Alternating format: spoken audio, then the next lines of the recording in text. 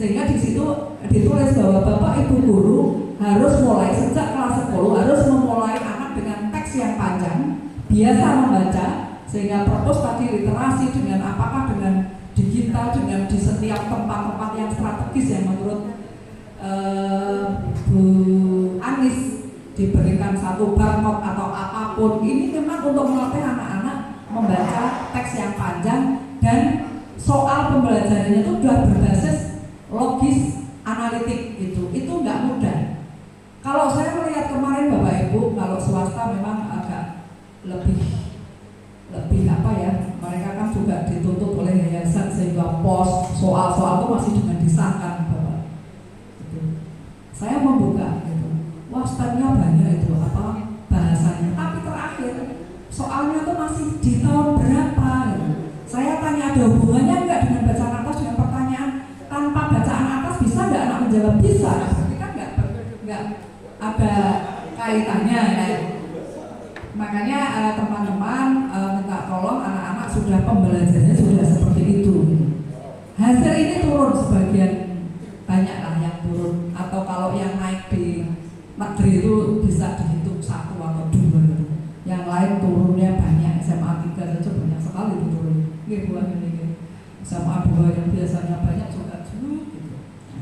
Seperti itu kondisinya, tapi tetap sekolah masih punya UTBK di hari-hari setelah ujian. Ini dimanfaatkan anak-anak yang mau melanjutkan untuk didampingi UTBK nih Pak Yoto dan teman-teman. Itu kemudian liburan atau apa Bapak Ibu, besok liburan adalah untuk masing-masing untuk membaca-baca tentang pembelajaran mendalam. Naskah akademik sampun, ya kan? Dibagi saja sama mungkin sama Pak Narko ini. Oh, yang mempelajari bagian pertama, landasan pemikiran kenapa pembelajaran mendalam. Kalau tahu alasannya kan itu akan membuat sikap kita akan menjadi beda. Kecuali kalau pembelajaran mendalam tanpa tahu mengapa, argumennya kok pembelajaran mendalam itu beda gitu. Yang nanti menyampaikan di komennya, yang satu membaca tentang kerangka kerja pembelajaran mendalam, yang satu tentang perencanaan RPP pelajaran mendalam itu kayak apa sih gitu. Yang satu tentang implementasinya di kelas yang terkenal dengan 3 full itu ya gitu.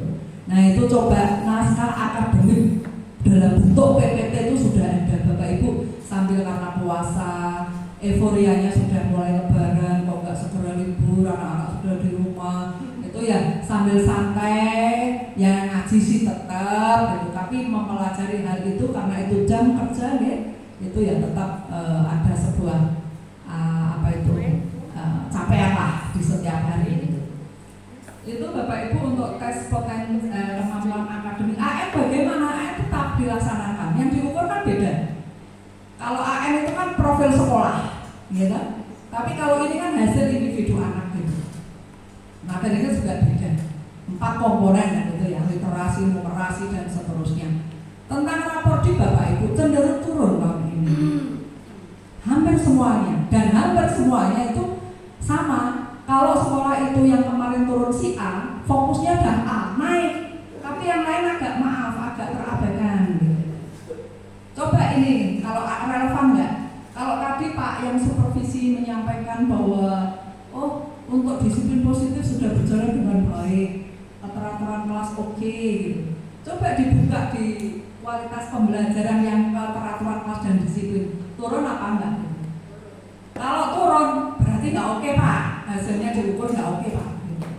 Nah, artinya kacamata oke atau ini terlaksana iya.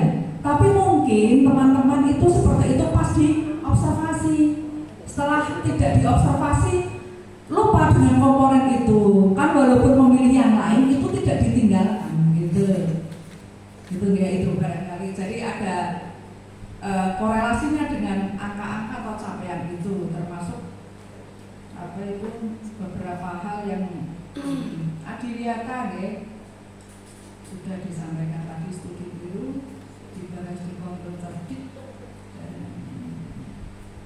ekstrakurikuler bagus. Ini bisa loh, besok ada lomba loh. Disampaikan saja, CVD-nya diteruskan Pak, penilaiannya harus ada tim penelaah apakah sudah memenuhi unsur-unsur berpikir tingkat tinggi atau belum. Kasih mungkin teman-teman ketua MGMP-nya atau mungkin rumpun itu bisa untuk membantu menuliskan. Dulu saya menyampaikan, berilah kertas, misalnya unit itu apa Bu? PKWU ya, PKWU. Semua soalnya isai, objektif 40. Mestinya kan tetap sekian persen itu harus tingkat sulit kan gitu ya. Itu berapa, di nomor berapa, biar muncul saja. Kalau muncul itu tetap bertanggung jawab. Kalau sekedar Pak Armono, panjenengan sudah sudah berapa soal? Lama gitu ya. Itu kan kurang bisa membuat keyakinan. Nomor berapa bisa nggak menyampaikan sesekali dicek gitu. Bukan untuk apapun, ya untuk mengawal anak-anak kasihan. Walaupun ya kami paham kalau anak-anak di sini mungkin prosentase yang melanjutkan mungkin tidak terlalu baik ya, tapi saya yakin semakin lama akan semakin meningkat. Kemudian tentang Pak GSM tadi, saya senang loh dengan GSM banyak sekali kegiatan. Tapi saya berbisik sama Pak, nek GSM ini hebat, alpa orang dong, anak-anak kan senang datang ke sekolah. Mau sumpah di rumah dimarahi orang tuanya juga diabaikan, datang dia ke sekolah menyenangkan kok gitu. Tetap ada korelasinya itu yang terukur apa gitu. Ya jadi tidak berdasarkan subjektif tapi ada ukurannya. Kayak kepuasan yang itu kan sebetulnya untuk melihat betul dari berbagai sumber ya. Kalau mungkin tidak ada itu, ibu juga akan mengatakan baik-baik saja loh di sini. Semuanya terlayani dengan cepat, akurat.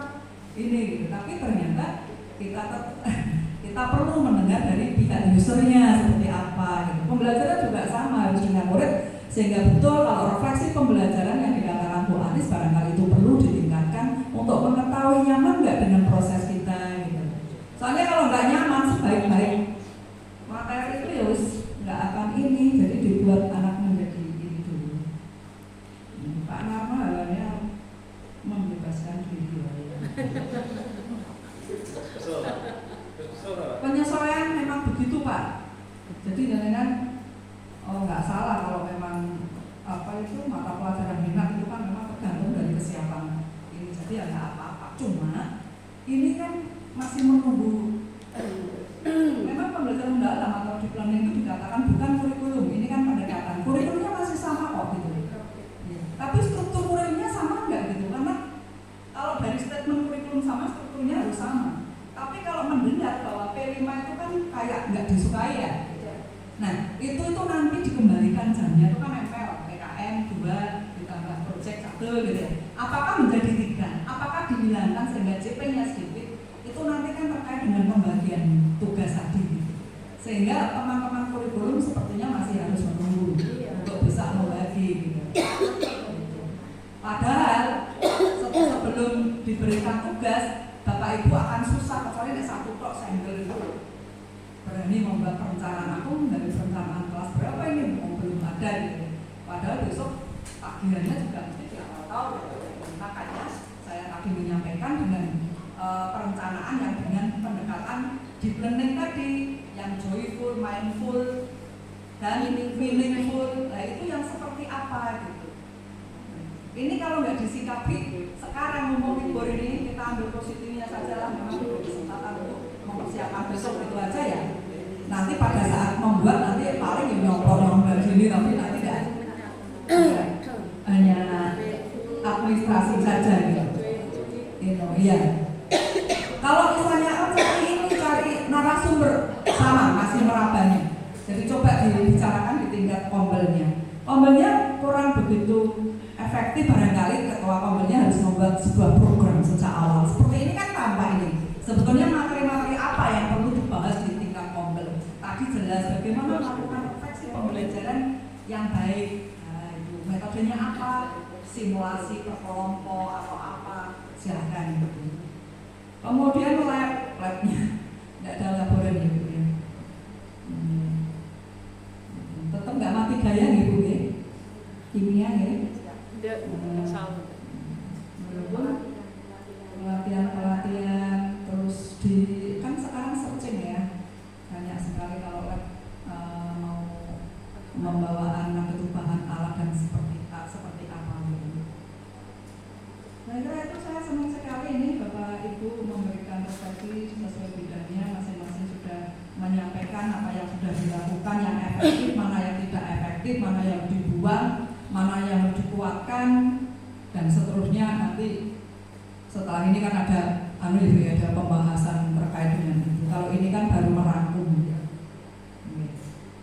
Itu Bapak Ibu, saya titip tetap anak-anak dikawal masuk sekolah. Pak ini tadi kan juga ditekankan pentingnya parenting ya Pak ya. Parenting itu tidak harus massal Pak ya Pak. Bisa kelompok-kelompok aja. Kelompok. Kalau ini sendiri. Tapi kalau ini mengundang narasumber bendirit ya memang ini, tapi efektif enggak gitu. Kan beda masalahnya. Yang satu karena kecanduan game online, yang satu pacarannya kenceng, ya kan?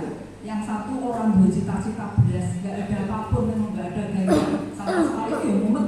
Kayak pacaran jelas, fokusnya nah ini gitu ya. Jadi fokusnya boleh narasumber atau matanya, tapi nek bocah orang cekol tadi, itu yang susah gitu. Dan mungkin anak sini kan beberapa begitu, ditambah orang support orang tua gitu.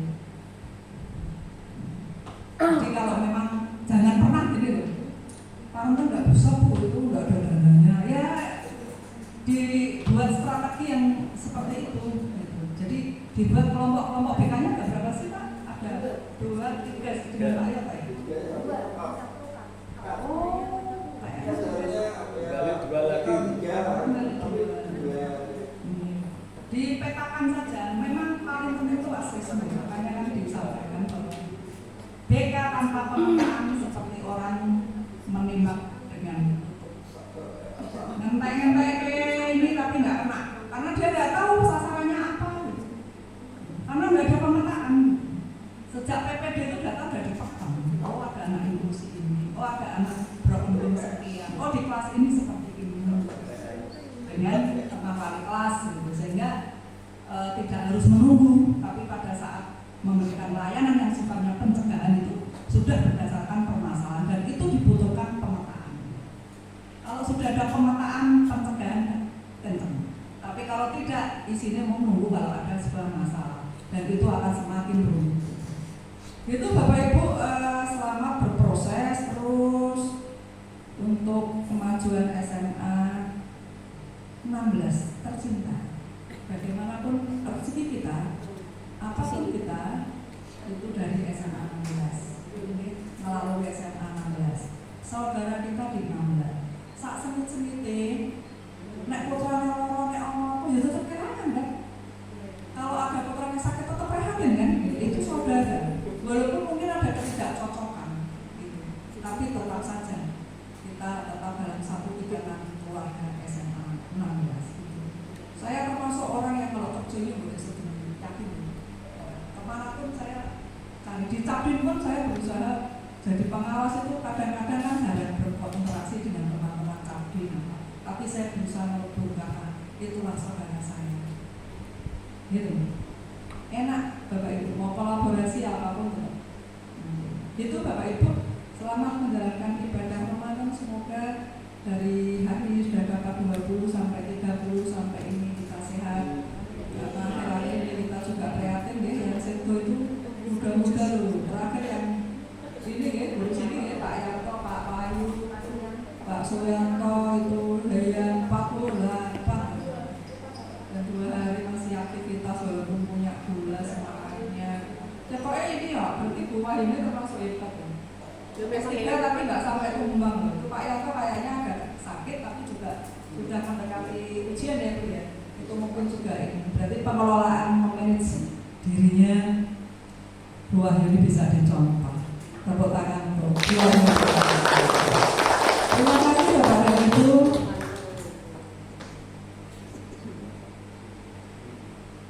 Ini saya akhiri. Wassalamualaikum warahmatullahi wabarakatuh. Waalaikumsalam. Apa sudah Bapak Ibu juga semuanya? Ya Pak Data dengan Mas Sony senyum-senyum. Waktu kamu saya itu senyum-senyum. Pak, oh ya elemennya Pak, percepat. Oh, elemennya. Ambil belajar dari yang lain. Jangan kan berkendala di keamanan ini. sistem keamanan. Kemarin ada sekolah yang dibobol murid. Saking pinternya, ya dia punya ekstra robotik. Menang lah sampai luar negeri. Wis, itu memang wah hebat. Tiba-tiba harusnya kan satu layar nih nggak bisa dua kan? Dia bisa. Terus ternyata akhirnya suruh pindah ke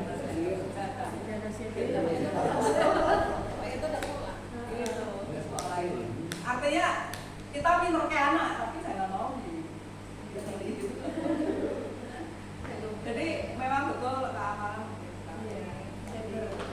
Tapi tetap memang digitalisasi SMA 16 kalau jalan yang lain mungkin ini yang cepat.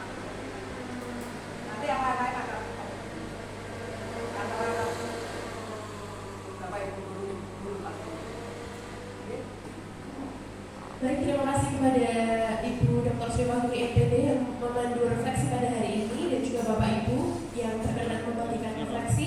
Secara khusus kami berterima kasih kepada Ibu Dr. Radana Wijayanti MPD yang berkenan hadir dan mendampingi dalam refleksi hari ini. Semoga apa yang telah kita refleksikan dapat membantu perkembangan diri SMA Negeri 16 Semarang dan juga peserta didik. Kami mengucapkan mohon maaf bila ada kekurangan dalam acara hari ini dan terima kasih atas kebersamaannya. Akhir kata, wassalamualaikum